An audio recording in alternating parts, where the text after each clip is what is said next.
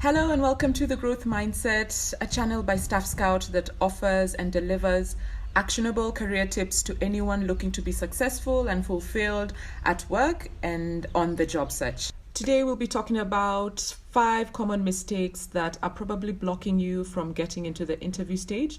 We will also be discussing formatting and the structure of your CV. So there are so many videos out there about, what you should put on your CV, what you should not put, how you should structure it well enough so that it does not get rejected by the applicant tracking system. And this process can get very overwhelming. It can get very stressful and confusing. But I would say that as a recruiter who has spent countless of hours looking through CVs and speaking to hiring managers, that I know what the hiring managers are looking for and what will probably get you to the interview stage, and even better, the job that you've applied for. The most important thing that hiring managers look for is that you have relevant experience to the job that you're applying for, that is clearly stated. It really doesn't matter, to be honest, if you have the nicest looking CV. What matters most is that you've very well highlighted who you are and what you have done. So speaking about formatting, as a hiring manager and a recruiter, we usually take about 1 minute, if you're lucky, to go through each CV.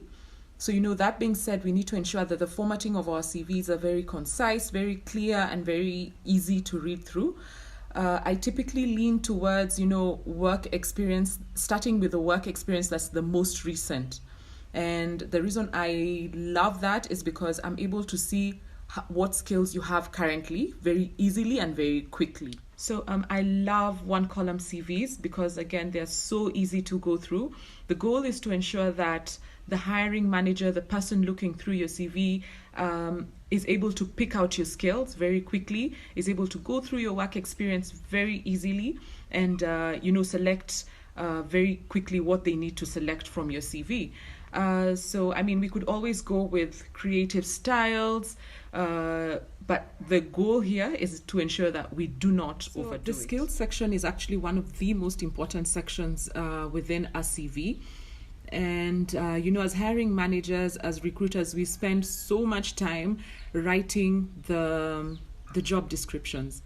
So from the job description, you could actually pick out the skills that the organization is looking to fill for that particular role.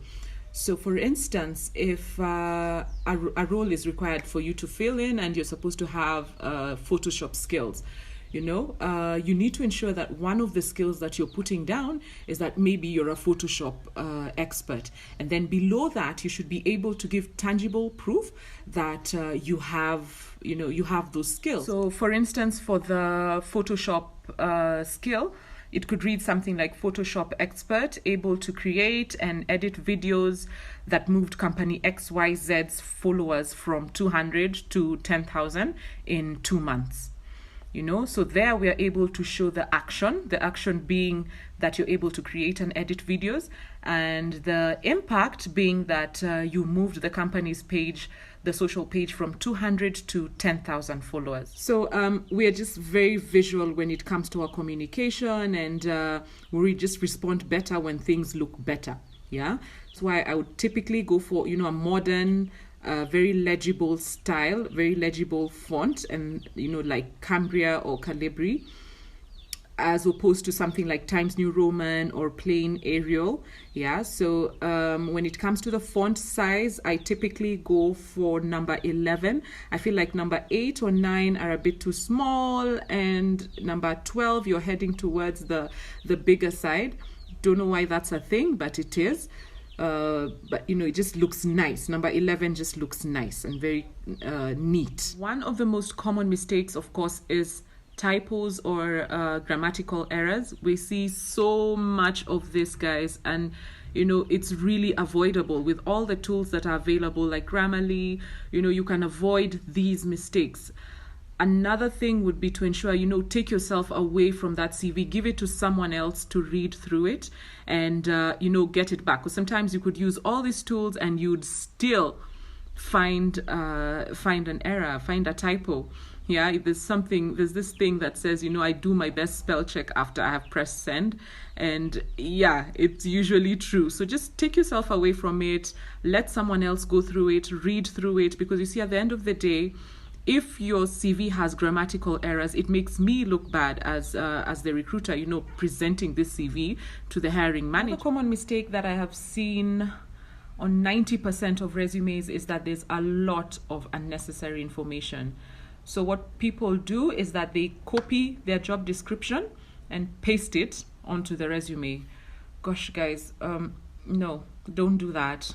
Yeah, let's begin to normalize customizing your CV for each job role. Yeah, I cannot stress that enough.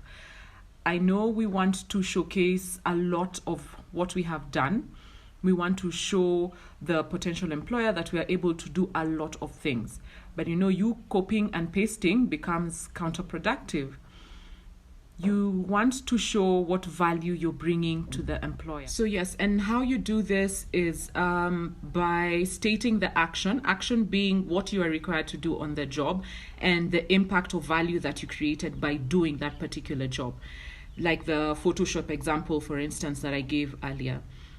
Another way to do this is also to section each job description, each job role rather.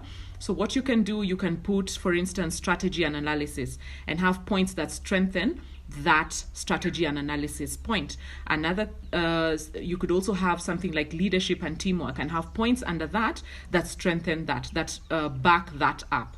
Yeah, and a very good reason for doing that is that if this particular job description requires me to have leadership skills, then I will go very quickly as the hiring manager to those skills and read what you have done that have strengthened the fact that you're able to to be a leader. So another common mistake is that there's not much thought that's put into screening questions that are sent.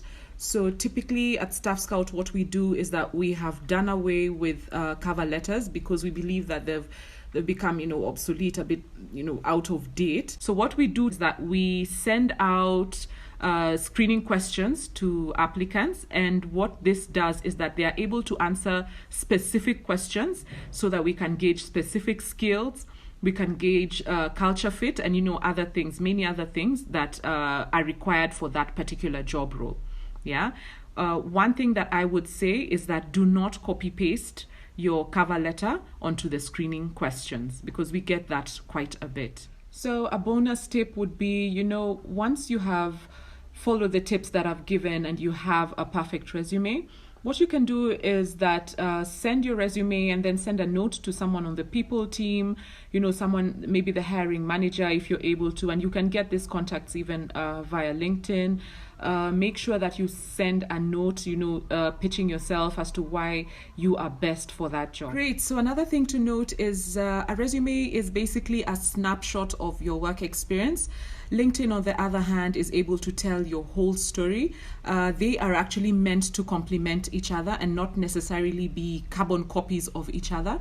So work on your LinkedIn, ensure that, it has great portfolios, it has, areas of interest that are showcased there. And, once the company, the potential employer looks onto there and they're able to see so much about you that the resume does not necessarily showcase. So it will be great to know what you have learned today, the things that you used to do that you're definitely going to change. Kindly let me know on the comments below. Also, if you enjoyed the video, kindly like, share, and subscribe. And see you next time. Bye.